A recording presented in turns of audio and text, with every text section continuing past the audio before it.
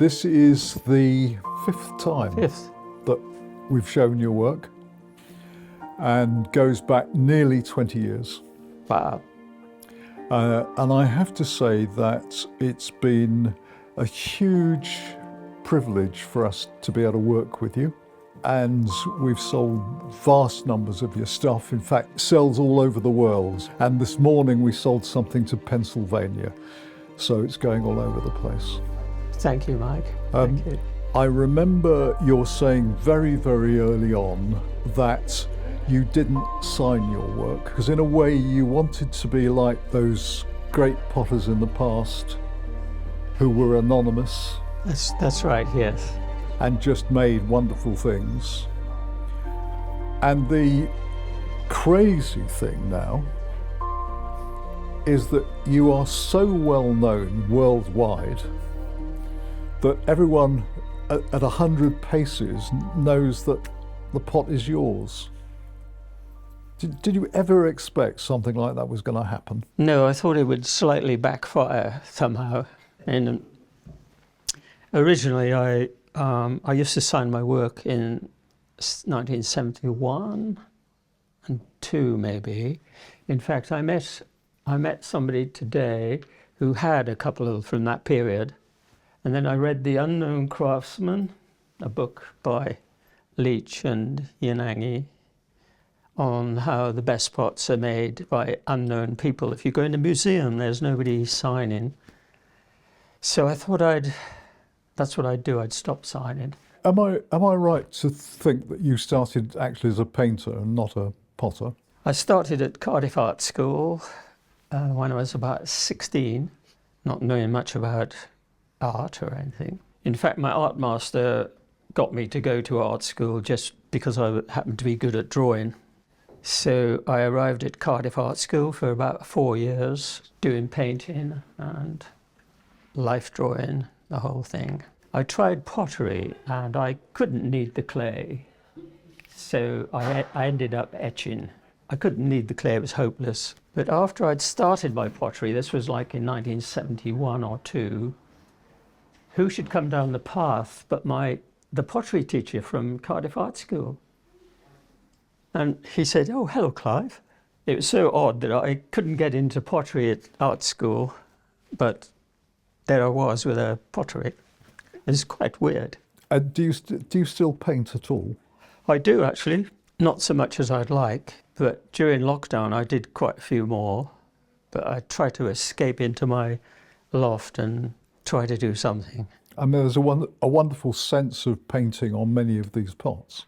I think probably that initial training made me unafraid to mark things. So I think that's why, maybe. And who were you influenced by early on in terms of potters? I gradually got to know, obviously, the Leach Cardew connection and potters from Japan. Do you like Leach? Yeah, I thought at the time he was quite interesting because he could paint, draw, make pots, raku pots, porcelain pots. He could write books. It was quite amazing, really. And of course, his book, The Potter's Book, was very influential at the time. So I started off, with the Oriental view of pots. And what took you to this? Well, after I began to find out about pottery, I was introduced to Michael Cardew. His work at Winchcombe, which was earthenware, before he turned to stoneware, and I quite liked his earthenware. And after working with Michael Leach for 4 years, and at Brandon Pottery for another year, I suddenly decided I wanted to do earthenware because it was local to North Devon. Nobody was doing it much anyway. Also, I couldn't hold Japanese brushes. They were too sort of calligraphy, Right. I did a 4-year apprenticeship with Michael Leach, mainly accidentally because my first wife was Michael Leach's daughter. So I was introduced to pottery through that. And I ended up doing a 4-year apprenticeship with father-in-law, which was quite rigorous, really. I missed conscription by a year. Was that an old-fashioned apprenticeship? It was, yeah, it was actually, yeah. As I say, I missed conscription by about a year. My brother went in the RAF, but I reckon going to the discipline of pottery was my, I needed discipline.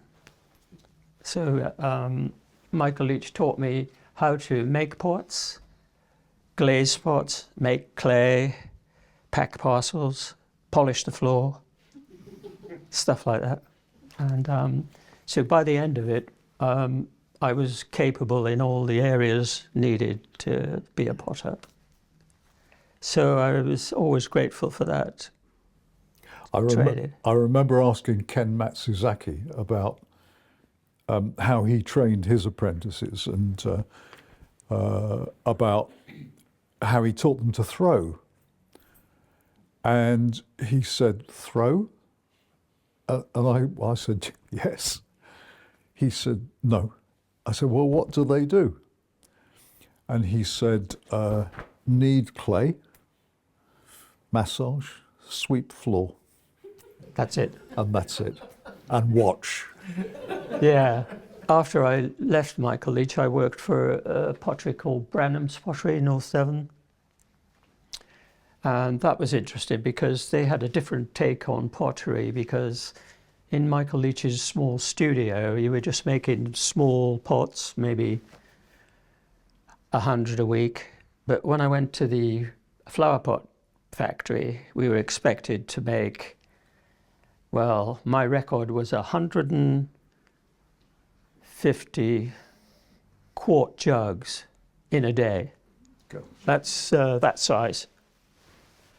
I was thinking, wow, that's incredible, really. And the training for that was so good for me.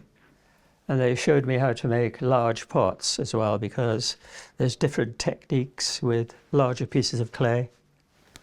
So I spent a year there with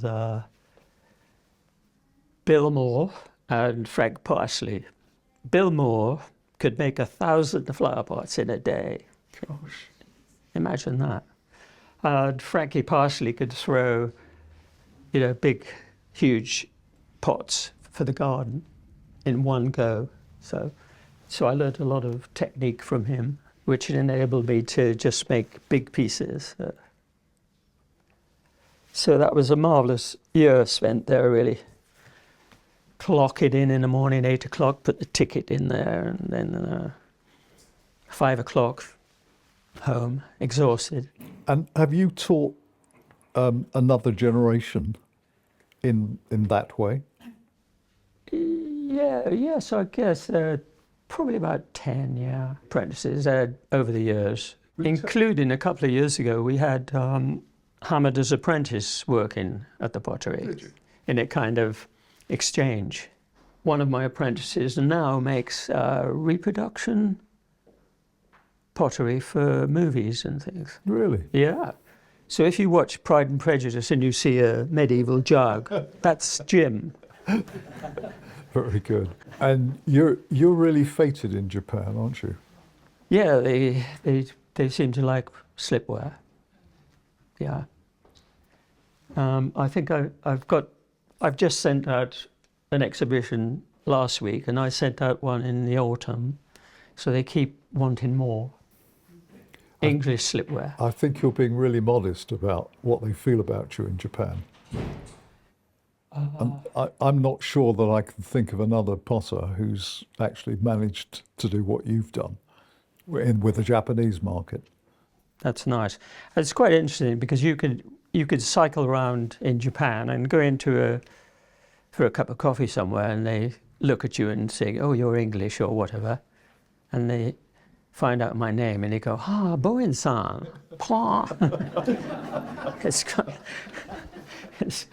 it's quite crazy, really. The stuff that basically what you're making is domestic ware. Yeah. Which is absolutely where my heart is. And do you mind if people don't use them, or are you not fussed anymore? I hope they use it. I really do, because I think gathering around a table is so important. The friends I have, they always have wonderful pots to eat from. It makes the whole meal a joy, really. You know, I hope people will have a nice big pie in there, like, you know, or a big salad in there. So do I.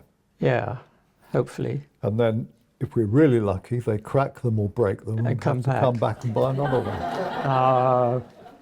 Do you have other potters that you like eating from or using their stuff?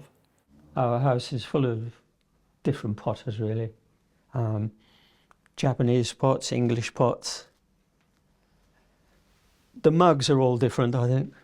My favourite is made by Dylan. Was it? Yeah. Good morning blues. So I have that my first cup of tea in the morning. Music is terribly important to you, isn't it? I know you like jazz. Do you listen to music while you work? Yeah, I do actually. And I always feel with musicians that they, I love it when they improvise in their music. And that's influenced me a great deal with improvising on classic decorations. So, for example, this one is very traditional. So when you're kind of stuck for an idea, you fall back on your tradition. But when things are going okay, then you can explore, you know, different things and different decorations. I was going to subtitle the exhibition with music in mind, like the Rolling Stones, This Could Be the Last Time. Or, what was the other one? It's Not Dark Yet, It's Getting There. Or... Fantastic. Last Man Standing, Willie Nelson. Yes. Yes. Clive, I want to thank you. We've had some wonderful exhibitions. It's super to work with someone who is as gentle and modest as you are. You should see me at home. I don't want to see that. But I also want to thank you for the gift that you've given us of these amazing pots and for the extraordinary pleasure and life enhancement that so many of us get daily by using what you make. It's very, very special, and I want to thank you very much. And thank you for